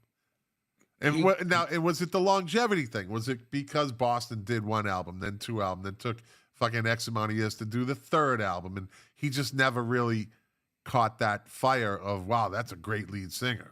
Well, therein lies like the separation of, you had the Beatles and the Stones and the Who and Led Zeppelin and Queen, where everybody knew the members of the band. They had a persona about them. They had a history about them. They were compelling. They were personalities. They got arrested. There was Altamont. There was Woodstock. There was all that stuff. But then when you get into like Foreigner and Styx and Boston, like there's no story behind those bands. It was more corporate rock. And I think one of the things that adversely affects a guy like Brad Delp is that he's kind of in that category where people they don't know the personalities behind the band. Look, that's why people today are happy to go to Vegas and see Foreigner. They don't give a shit who's in the band. They just want to hear the songs. Yeah. Good point. Of course, it's a good point. Who do you got? Give me a name. Jesus Christ. How about Todd calls back? How about Jim Kerr? Jim Kerr? Jim Kerr. From Simple Minds. Simple Minds. I don't know if he's underrated. And I'm not gonna, like, this is your, but I don't think Jim Kerr is an underrated. I think people know that he's a really good singer. Again, he was the thing of Simple Minds, still is, right? I think videos help that, whereas Boston didn't have any videos. But I think if anybody was talking about 80s singers, Simple Minds is going to come up. Right? I think he's a better singer than people give him credit for. So I think that's what we're kind of talking about here. You know what I mean? I think that's kind of in the category of where we are. Let me see. Paul DeCiano, that's my buddy right there. Pablo, what's up, buddy, from Vegas? Speaking of dirty Vegas, he is fucking dirty Vegas. Or he's dirty in Vegas. I'll just tell you that. He says, still sings well to this day, unlike many artists. Yeah, Jim Kerr, yeah. They're going on tour this. Dave Phillips, King of the 45s, could not fucking help himself and give a fucking Rob Thomas fucking shout out. No, Dave Phillips, King of the 45s. No. Rob Thomas is not an underrated great singer because he's not even in the category of great lead singers. So that's all there is to that. Don't argue with me. It's my show. I wish I could block some of these people sometimes. So come on, give me another one, brother. Oh, I got a good one. What do you think of? Let's talk about this one. Let's stay in our city. Ben Orr. Never really got credit for being like Christine McVie, always overshadowed by Stevie Nicks, but had some of the best Fleetwood Mac songs in their whole catalog. Benjamin Orr had some of the best Cars songs in their entire catalog. He did. You know the never got that, like, because his voice is strong. But that's right? You know what, the Cars actually kind of fall into that Boston foreigner category, right? They're regarded as kind of. I think Rick so. Ocasek they had like a personality. They were boring. You're saying that because we were from Boston and we knew that band. But if you went to Wichita, Kansas, and you asked anybody, name 2 people in the band The Cars, you're not getting any answers. No way. So does that make them by the way, the other thing is that there was a if you weren't an avid fan of The Cars like we were, there are people out there that think that The Cars only had one singer. Oh, that goes for more than a couple of bands. Yeah, I think a lot of people think Depeche Mode only had one singer. Yeah, but whether you put on Bye Bye Love or Drive or Magic, yeah, I guarantee you that there are people out there that think, oh yeah, it's the same singer. That's a very good point. That's a very good point, and I think that's probably one of the. Not this one. So let me see. This song right here is one of my favorite Cars songs ever, and it's an underrated song, right? It is an underrated song. It's the last song on the first album of a fucking great, epic album, and it's the least played. It's the least played song in this, I think, in this whole album. Is the Cars' first album a flawless album? Yes. Yes, it is. It's absolutely a perfect album. Would you agree? So I would agree. But I will tell you, for years, I actually thought that it was 99.9% a great album. And you have Good Times Roll, My Best Friend's Girl, Just What I Needed, I'm in Touch with Your World, Don't You Stop, You're All I've Got Tonight, Bye Bye Love, Moving in Stereo, and All Mixed Up. There was one song for years that irritated the shit out of me, and it was Don't You Stop. Hated that song. So every perfect album has to have a best and a worst song. But in the big picture of the album, it's listenable. It's listenable, and I've grown to like it a lot because Deb loves that song. It's so the way this album and each track was put together, like how they lined them up, it's a roller coaster ride. Right? Yeah. I'm in Touch with Your World is in front of this. And You're All I've Got Tonight is on the other side of it. This is an absolutely listenable song. It's more than a listenable Yeah. song. I trust me when I tell you. For years and years, it was me, and it's in the. It's still you, Jack. It's the verses. The verses are fine. I never liked the chorus. I thought they copped out. So yeah, it is. Don't It you is kind of a stop, don't cheap. you stop, You're don't right. you It stop, is don't kind you of a stop. cheap chorus. Yeah. But again, in the big picture, it's that would be the second or third best song on any of their other albums. I agree. Other than Candy-O. Because Candy-O is, to me, a perfect album also. Candy-O's a great album. And you know that's my Actually, favorite. I always even- like the second album. You know that. I'm always a fan of the second album. Even Panorama was a really strong record. Yes, but Don't You Stop would be the third best song on Panorama. Yeah.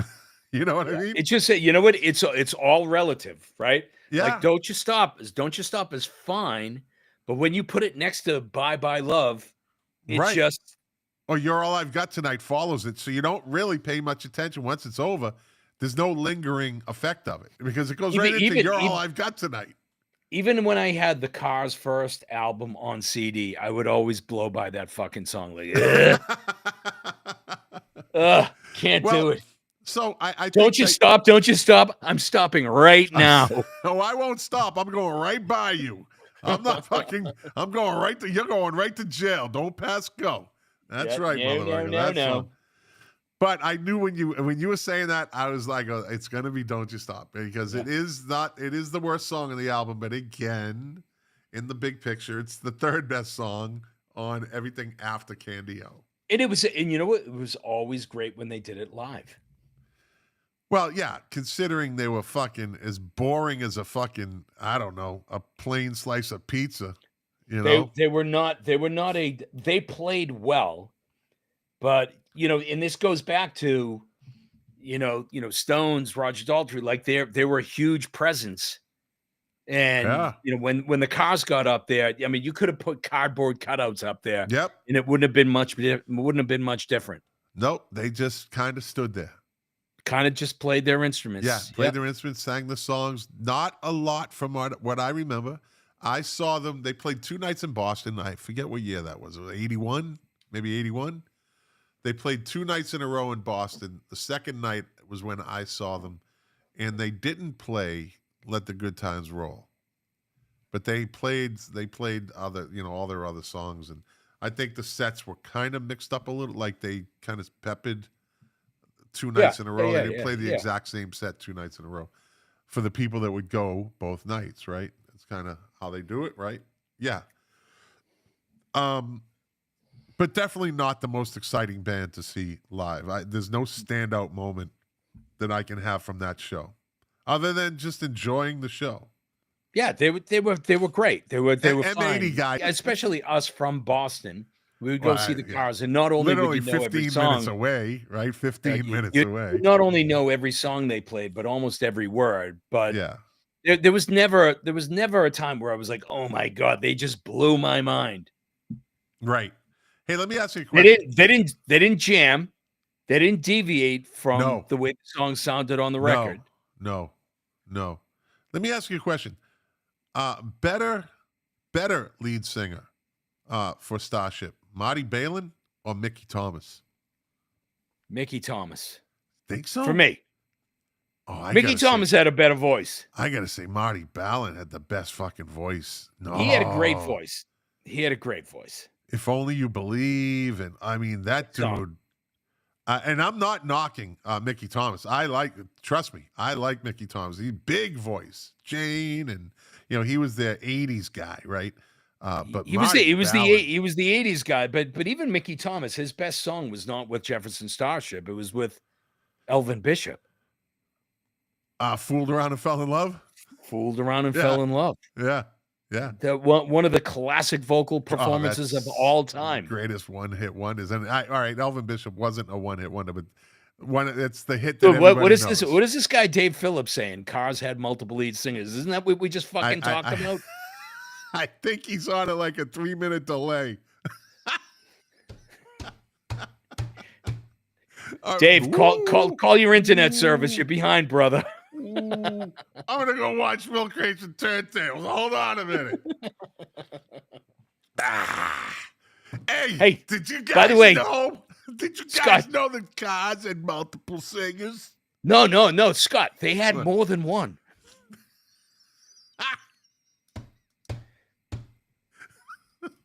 Jesus Christ. So he says one of the cars got knocked out by. No, I think he's talking about Marty Ballin. They did. They clocked him. Oh, he fucking ran his mouth to the wrong people. Remember Paul Kantner, got on the microphone. He was like, "Hey, everybody, just want to thank the Hells Angels. They just knocked out our lead singer." And the other Hells Angel gets on the other mic and he goes, "Hey man, let me tell you where it's at. Like, if there was ever a concert, if there was ever a concert, you could go back in time and just be in the right spot, just close enough, but just enough out of distance of the fucking mayhem and chaos. That would be the show to go to just go, this is fucking insanity. Oh my God. Just think there were some people that were right around that circle, right? That watched the dude get murdered, right? Watched the lead singer get punched the fuck out. Watch the Hells Angels sit up. There's some people alive right now that were like right in that fucking that sweet spot to see it all fucking happen. Think of that. Dude, give me shelter. That documentary, like it is kind of scary when you think about like what happened and how bad things went. But there's such a funny moment that just demonstrates the utter chaos of that show. Like the Stones are up there playing, and just out of nowhere, a fucking German Shepherd walks across the stage. I forgot about that. He just as random can be. Like what the fuck? Dog walks across the stage. Yeah, Dog's like, yo, what's up? All right. What's up, dude? Just fucking passing by. Just gonna imagine if he stopped and sniffed the speaker and pissed on it, like, and just kept walking. So the other thing that is hilarious, right? And it's a tragic story, right? So, but the Hells Angels, they knocked Marty Ballin out. I don't know if they punched him or they hit him with a pool cue or whatever it was. But then they actually cut to like a backstage area, and the Grateful Dead are getting off their helicopters. And there's somebody that's talking to Jerry Garcia and Phil Lesh, and they say, I think it was Phil Lesh, and they were like, yeah, they knocked Marty Ballin out, and Phil Lesh is just like, what, they're beating up the band members, and Jerry Garcia goes, oh man, that's a bummer. Oh man, oh bummer. And then Phil Lesh goes, it's just like, oh man, that just doesn't seem right. Like they don't say like, hey, we're getting the fuck out of here. What? They're like, right? What? Or hey, we're not going on until they fucking fix this. They're like, oh man, that's a bummer. Yeah. They almost go about their business. They almost killed the guy from Jefferson. Yeah, that's too bad. Well, fuck those guys. Yeah. What time are we going on? Yeah. Do we gotta do a rehearsal? What? Give me a name. Give me a. All right. So this is one of my favorite singers, underrated band, underrated lead singer, Pat Denizio from Smithereens. Smithereens, yeah. Great singer, very unique voice, very, very underrated band in my opinion. I don't think they had that, that stardom. I think they were big. No, Perry's wrong. The Dead didn't go because they're in the documentary. Ah, okay. I wouldn't fuck with the AI though. He'll get you. He can get me all he wants. He'll get you. I'm telling you. I don't fuck with him. Dude, what are you gonna Why do you think I don't criticize him? I don't know him. I don't know him like you know him, so I can do it. He's an AI, dude. Is he gonna throw a bottle at me? Do you ever really know an AI? That's the question, right? Leo said hello. Leo Haskell, hottest working man in show business. Leo Haskell. Yeah. Love Leo Haskell. Yeah. We all love Leo. I don't think that they had the Smithereens had had the level of fame to really determine if the lead singer is if he's underrated. You know what I mean? Like I don't think Yeah. they had that mass appeal. I'm talking like bands that we all heard. Like you could be in that dirt water town in Oklahoma and you're listening Todd, to Cars. Todd, our friend Todd that was on the call. Big Head Todd. He's saying 11. 11 was a big record for them. Yeah, but that was it. I mean, I'm not dogging the guy. I love him. I love the Smithereens, but I just don't. I wouldn't put him in underrated because there's a lot of bands out there that have good lead singers, but I'm talking in that category of everybody knows who they are, but the lead singer just doesn't get that credit. And a good example, and I'll say, is Roger Hodgson. Oh, from Supertramp. Supertramp. Yeah. By the way, Perry is the Grateful Dead are in the documentary. I actually think that he's right. I don't think they played. I think they split, but they were there. Okay. Yeah. They probably were like, oh, okay, dude. Then it was like, that's that. Well, they were just going to hang out. They were just going to hang out. Who knows, right? Yeah. But, so you were saying Roger Hodgson. There's another band that most people don't know that there was more than one lead singer for Supertramp. I think there was Roger Hodgson and that other guy. And the other guy, yeah. Yeah. And we've had this discussion in the past, and I think Roger Hodgson did go out on tour a couple times as he had a couple, it says Roger Hodgson from Supertramp. He had a couple of solo albums. I can't remember the name of the song, but he actually had in the early days of MTV, he had a minor hit. I'm going to look it up real quick just because I'm curious. I want to see something here. Supertramp, right? So The Eye of the Storm.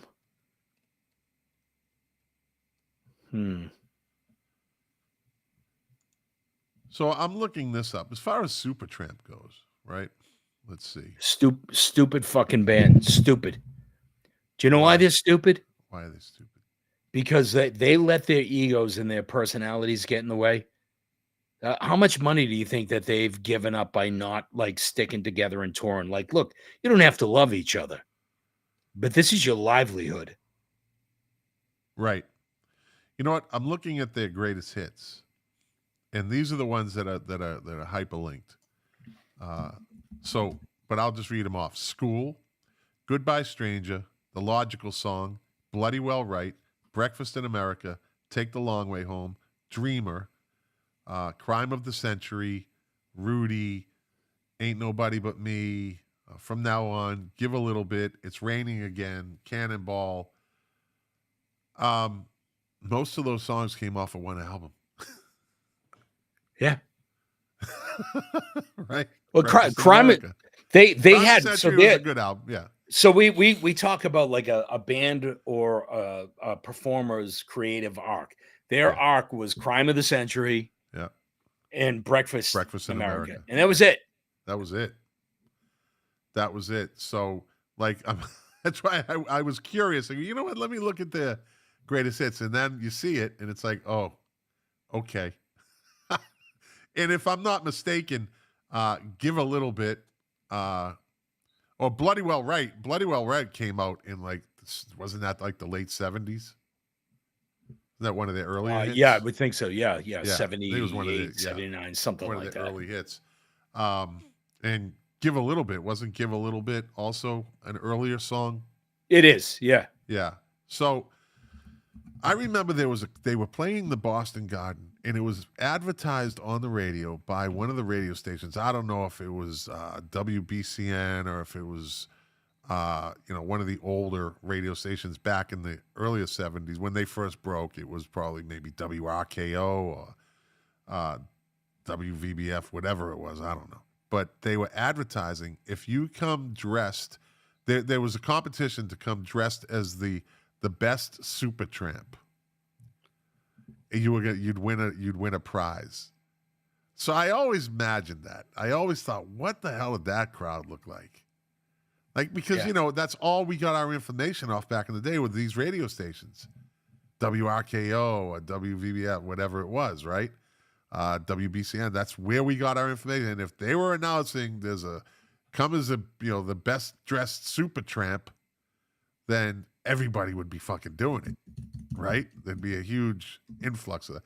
WCOZ, right? Tim Griffin piles in, yeah. That was the 80s. That came around. This was in the 70s. This was the later 70s. I think before these other radio stations like took off, like WAAF and all of those are the 80s. But so I always thought of that. We relied upon the radio for concert information. They would tell you when they were playing and when they were going on sale. I mean, no computers and nope. Even in the early days, you couldn't even call to get tickets. You had to go to the box office. Yeah. And tickets were fucking $12.50 for a floor seat. But even before the 80s and the 70s, it was like $8 for a floor seat. It was cheap. Dude, the first time I saw Aerosmith, I think the ticket was $7. Oh my God. Now we sound like the old guys. I remember when a Clark bar was a nickel. Clark bar. Yeah, Clark bar. Great call. Great call with the Clark bar. Jesus a nickel. Christ. Oh shit. Is Robin Zander underrated?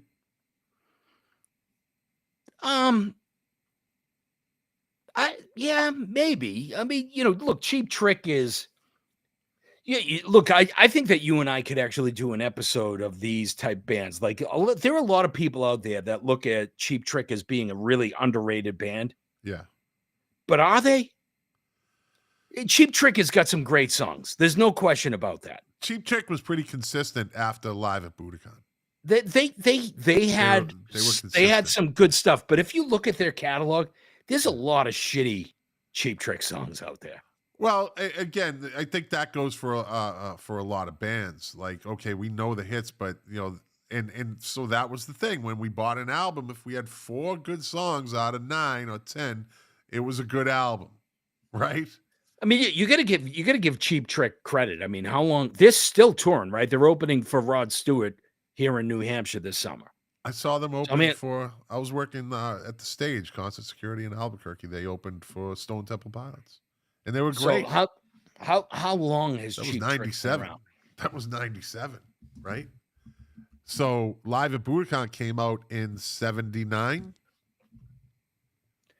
Yeah. Right? About 79? Yeah. I think. Yeah, 78, 79. I think you're right. Yeah. And they were around before that. That was the album that launched them into the stratosphere, of course. Story behind it, they had no idea that was being recorded and that it got sent back to the States, and they came back and they were like on a whole different plane of success when they came back. Cheap Trick has been around 51 years. Are they in the Rock and Roll Hall of Fame? I don't know. Look it up, because if they're not and Sheryl Crow is, I got a fucking problem. I got a big fucking problem. Yep, they're in. I was gonna say, yeah, they have 2016. Yeah, they have to be. I would have had a major fucking problem with that. 2016. 51 years. 50. Although unfortunately, Bun isn't.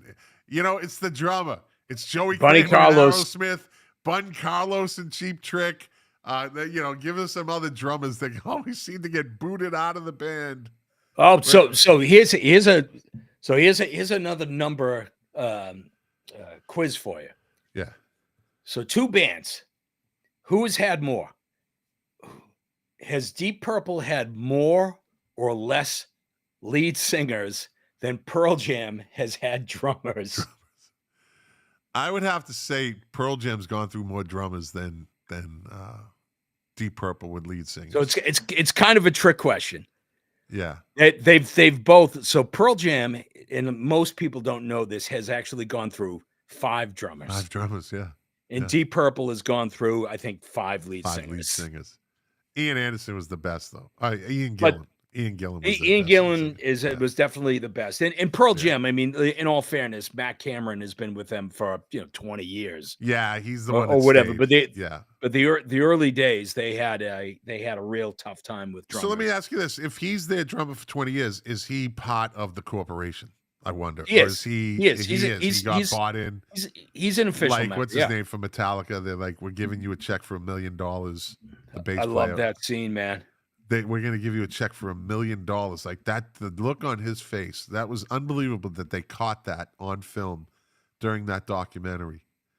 And he was, I mean, that's what a fucking amazing, you just hit a lifelong lottery. You know what I mean? Yeah. Like, and the fact that his son got to come out and play with them him on stage a few times and got to play with other bands. Because the kid is he's probably older now, but his son, what's the bass player's name? Rob Trujillo. Yeah, Trejo. Yeah, Trujillo. Trujillo. Yeah, and then his son Ruijo. Yeah, and his son played with Foo Fighters.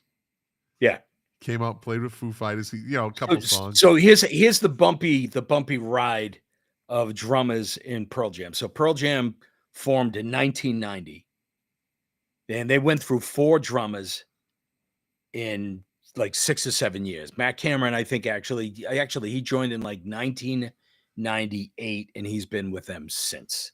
Right. So there you go. Just popped up on the screen. Leo Haskell, hottest working man in show business. As you know, not a concert guy. He never was. Yeah, Leo wasn't really a big concert guy. Yeah. Leo, who did you go see? They went to see. He posted it. It was some. I can't remember who they were going to see. It's a retro act. I think it was an older Boys to Men. I think you saw Boys to Men. Boys to Men. See if my memory serves me right. Did he like it? I think they did. I think he really liked it. Yeah, they're cool. They're all right. I mean, I never had a problem with them. I wasn't the biggest fan. No. I didn't really listen to them that much. They weren't in my purview at that time. But they can't deny them. They had fucking big hits. I have a soft spot for bands like that. There's stuff that may not be. It may not be the thing that I listen to or follow, but Don Brewer, Grand Funk. Oh, okay. So Don Brewer was the drummer, I believe. So he was the one that sang Some Kind of Wonderful and We're an American Band. So there's another band, right, that had more than one lead singer. Yeah. It was either Mark Farner or Don Brewer. Yeah, good call. Ian Astbury. From the Cult. Very unique voice, great singer, underrated band, very, very underrated band. And singer. Big voice. And singer. Yeah. And stage presence. Yes. That dude he could control a stage. Great performer. Yeah, absolutely. Great performer. Pete Steele. Pete Steele. I think you got me on that one. Who's Pete Steele? I'm going to play a song by them. Let me give you 1 second. All right, here we go.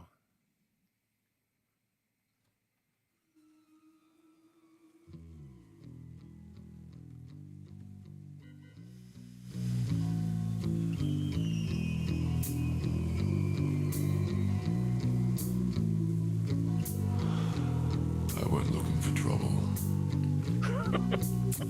And boy, you know who they are. I found her.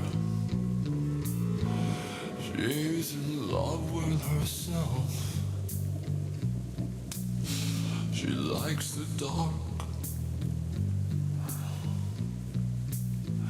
And on her milk white neck, I love this band, man. The devil's mark. I think it starts to pick up. Now it's All Hallows Eve. The moon is full. You don't know who it is yet? No, I know who this is. Yeah. Good album cover too. I'll bet you will. This is the guy. This is the guy from O Negative, right? Type O Negative. Big voice. He died young, didn't he? Yeah. Heart attack, yeah.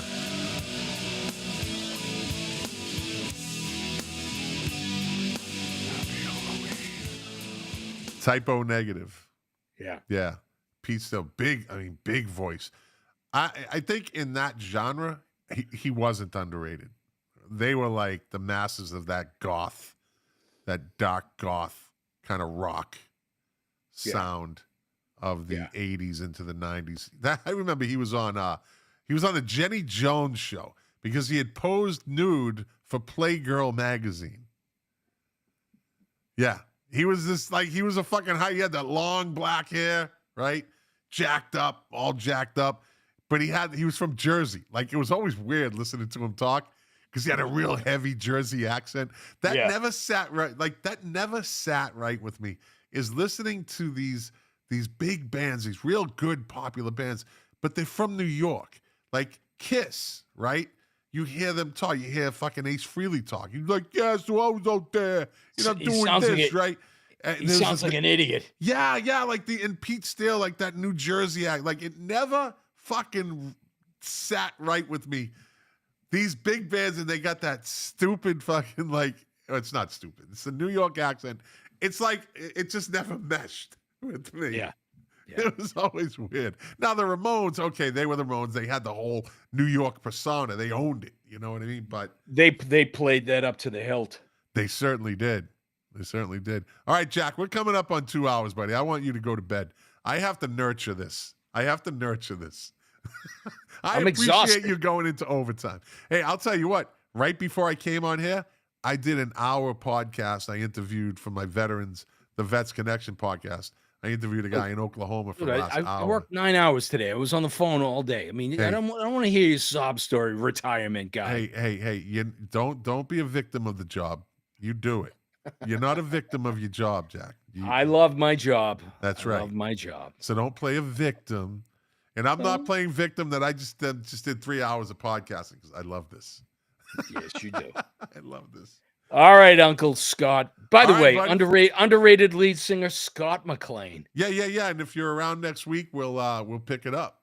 We'll pick it up. All right, I got more. I have more we can talk about. But right. Jack, hey, thanks everybody for joining. Nice seeing y'all. All right, buddy. I love you. Thank you for coming on. This is always good. Great conversation. I think the fans like you better than me, but that won't last. That won't last. No, it won't last. I won't let it. All right, get off. I'm going to kick you off early. Get out of here. Well, there you go. Jack's back. And, well, for this week, I want to thank everyone for listening. Thanks for watching. Thanks for listening. If you like it, share it. If you didn't like it, thanks for watching and listening for an hour and 53 minutes. This was a great episode. I enjoyed this a lot. This actually, Jack and I had some, Dave Phillips, King of the 45, says, whiners, I'm still working. Hey, don't be a victim of the job, buddy. It's you. Don't play the victim. All right? That's all I'm saying. But Jack and I had hey, let's talk about this. And we ended up talking about way off of what we were originally going to talk about. I think we picked it up in hour number 2. But anyway, I'll be back next week. Hopefully Jack is back next week. I hope you're back next week. And as I always say, doing this show for you, to quote my favorite artist, Morrissey, well, the pleasure, the privilege is mine. And I will see you guys for episode 173 or 174, whatever it is, next week. And I'm going to go hang out with Dr. Vera. I just did 3 hours of podcasting. This is so exhausting. Oh, my God. Dave Phillips, King of the 45s. I'm still working. Shut the hell up. All right, buddy. Everybody, I will see you, and you will hear me